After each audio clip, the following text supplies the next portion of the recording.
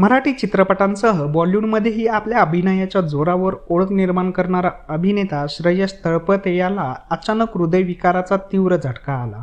त्यानंतर त्याला तात्काळ रुग्णालयात दाखल करण्यात आलं. श्रेयसच्या हृदयातील रक्तवाहिन्यांमध्ये ब्लॉकेज आढळल्यामुळे त्याच्यावर यशस्वी अशी अँजिओप्लास्टी करण्यात आली. सध्या त्याची प्रकृती स्थिर आहे. मात्र आता हृदयविकाराचा झटका नेमका कशामुळे येतो, त्याची लक्षणं दिसतात का, अटॅक आल्यानंतर काय करावं, असे अनेक प्रश्न सर्वसामान्यांना पडत आहेत. याबद्दलच थोडक्यात जाणून घेणार आहोत. हृदयविकाराचा झटका येण्याअगोदर काही लक्षणं दिसून येतात. जर ब्लॉकेज असेल तर हार्ट अटॅक येण्याची भीती अधिक असते. हृदयाला रक्तपुरवठा पुरेशा प्रमाणात होत नसेल तर हृदयविकाराचा झटका येतो. हृदयाला रक्तपुरवठा करणाऱ्या रक्तवाहिन्यांमध्ये अडथळा आल्यास, त्या ब्लॉक झाल्यास श्वास घ्यायला देखील त्रास होतो. हृदयविकार येण्यापूर्वी छातीत कळ उठते, तीव्र वेदना होतात, चेहरा, पाठ अथवा डाव्या हाताला मुंग्या येतात आणि घाम येतो. तसेच छाती दुखते, गुदमरल्यासारखे वाटते आणि अस्वस्थ वाटते.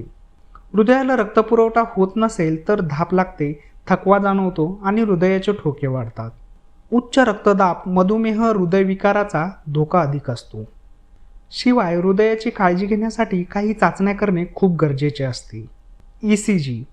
ECG म्हणजे इलेक्ट्रोकार्डिओग्राम. ECG चाचणीमुळे हृदयाच्या इलेक्ट्रिकल ॲक्टिव्हिटी नोंदवली जाते, त्याचा आलेख तयार होतो, त्यामुळे हृदयाची गती, अनियमितता समजून येते. TMT ट्रेडमिल टेस्टमध्ये हृदय, धमन्या, शिरा, रक्तवाहिन्या यांचं निरीक्षण करण्यात येते. ट्रेडमिलवर धावत असताना हृदयाची गती कशी आहे ते तपासले जाते. त्यावरून हृदयाचं आरोग्य ठीक आहे की नाही ते समोर येते. 2D इको या चाचणीमधून हृदयाचे कप्पे किती मोठे आहेत, हृदयाचे ठोके व्यवस्थित पडतात की नाही, हृदयातील 4 झडपा योग्य प्रकारे काम करतात का याचे निरीक्षण करण्यात येते. हृदयविकाराचा झटका आल्यास हृदयाचा कोणता भाग व्यवस्थित काम करत नाही याची माहिती मिळते. तुम्ही सुद्धा तुमचं हृदय निरोगी ठेवण्यासाठी आणि हृदयविकारापासून वाचण्यासाठी डॉक्टरांच्या सल्ल्यानुसार आवश्यक ती काळजी घ्या आणि वेळोवेळी तपासण्या करा.